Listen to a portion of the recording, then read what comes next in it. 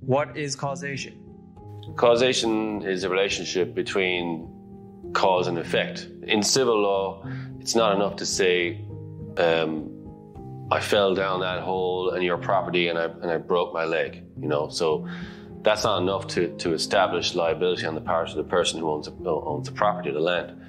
You have to be able to show that because of that event falling into the hole, that caused me to have these injuries. So the causation can be tracked back to the person who owns the property. The injury is one thing, but because of your negligence, it's caused this injury to me. So that's what causation means in civil law. In criminal law, your action caused the offense complained about. The punch to a person's face caused them to have a black eye or a broken jaw or a busted tooth. So the offense or the event, the punch, caused the injury. How do judges make decisions? That's a good question. There's a lot of issues there. Again, it's precedent, it's case law. It comes down to other things too.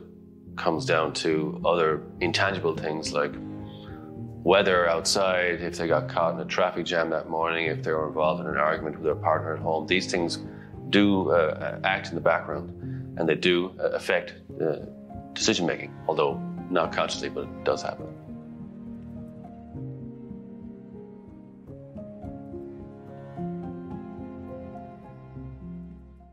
Why is the standard of proof higher in a criminal case? It's higher in a criminal case because in a civil case, if you lose, you just lose.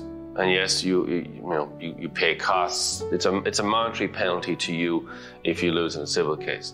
In criminal cases, the reason why there's a higher standard is because if you lose, there's a very real risk of jail.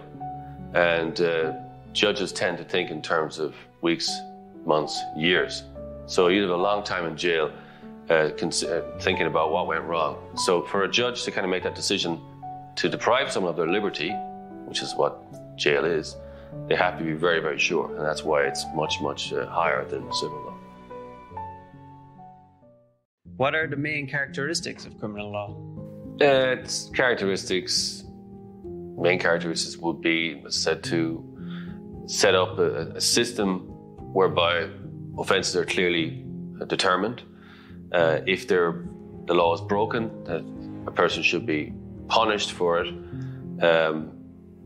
To deter retribution, to deter people from taking the law into their own hands, which sometimes does happen.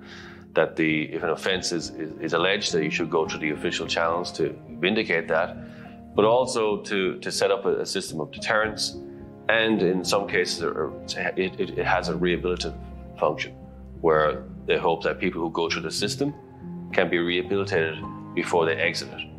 Those in general terms would be the main functions of it.